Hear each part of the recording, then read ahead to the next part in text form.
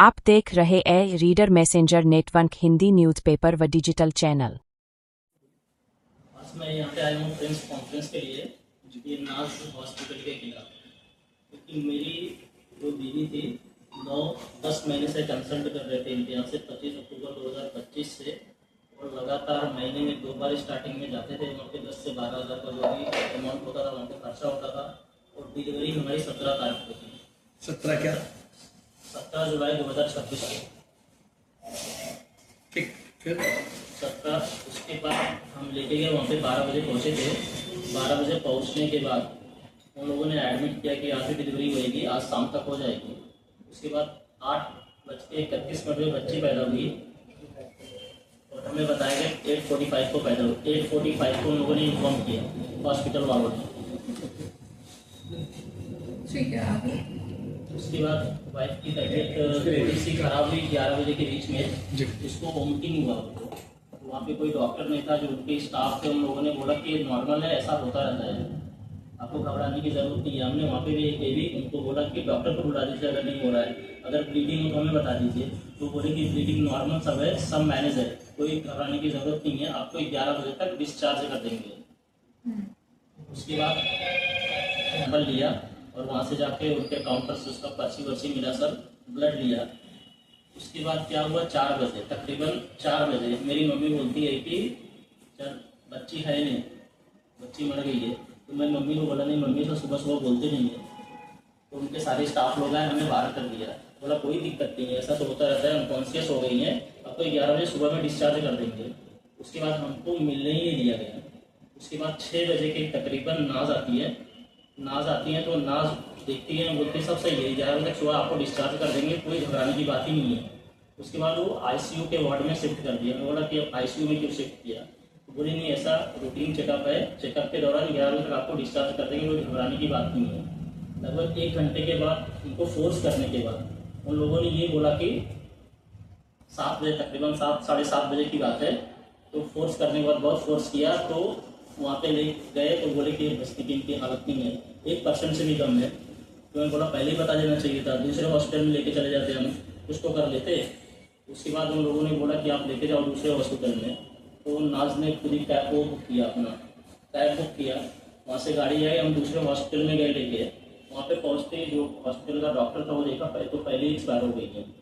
4 बजे के तकरीबन वो बोला कि सुबह 3-4 के बीच में ये एक्सपायर हो गई है। फिर हम हॉस्पिटल लेके आए, वहाँ पे लेके आए और वहाँ का माहौल ही बहुत ख़राब हो गया था, उन लोगों ने ऐसा कर ही दिया था। मैं 17 जुलाई 2026 को अपनी वाइफ को लेकर नॉच हॉस्पिटल में लेके गया था डिलीवरी के लिए।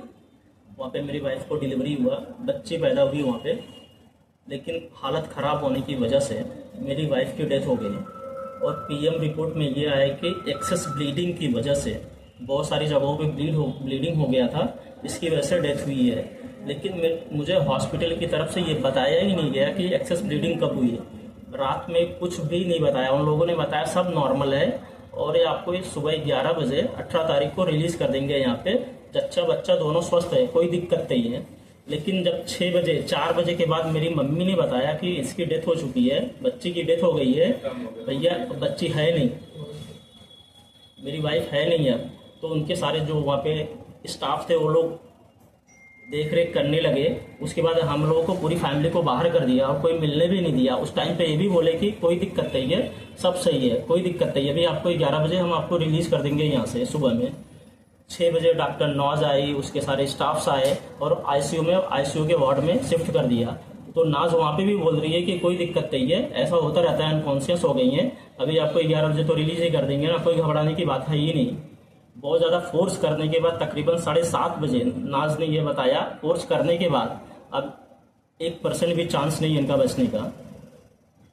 उसके बाद इलाज में लापरवाही का, हाँ, इलाज में लापरवाही का आरोप है डॉक्टर नाज फातिमा के हॉस्पिटल पे। उन लोगों ने इलाज ही नहीं किया, ना तो हमें बताया, क्योंकि हम वहाँ पे अपनी वाइफ को 11 महीने से कंसल्ट कर रहे थे वहाँ पे 25 अक्टूबर 2025 से उनके यहाँ पे।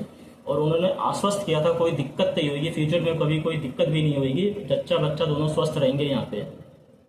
हमारी मांग यही है कि हॉस्पिटल बंद होना चाहिए। जितने भी वहाँ पे स्टाफ है जिन लोगों ने इलाज किया था, इंक्लूडिंग नाज फातिमा, उनके अगेंस्ट FIR दर्ज हो, हॉस्पिटल को सील करें और नाज फातिमा उनके स्टाफ के ऊपर कड़ी से कड़ी कार्रवाई हो, उनको आजीवन कारावास हो कम से कम।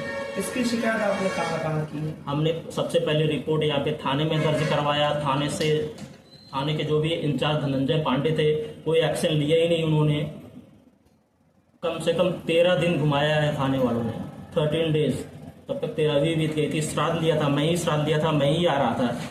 8 से 10 बार तो आया होगा उस दौरान, और सब दिन टरकाया है, यहाँ पे जाइए, यहाँ पे काम हो जाएगा, ये हो जाएगा, वो हो जाएगा। और इवन नाज फातिमा के हॉस्पिटल में वहाँ पे ये रिपोर्ट्स, उसके बाद की जो रिपोर्ट्स लेने के लिए गए तो उसने रिपोर्ट्स नहीं दिया। वहाँ पे 4 बार गया था मैं, 4 टाइम्स। इसका मतलब ये है कि उसने लापरवाही किया इलाज में। ये तो मेरा नाम है दीनानाथ मौर्य। कहाँ का रहने वाले हैं? मैं ये पट्टी नरेंद्रपुर जौनपुर का रहने वाला हूँ। जिस हॉस्पिटल में आपने इलाज करा वो कहाँ पर? ये करेली 60 फीट रोड पे है, नाज फातिमा। ठीक।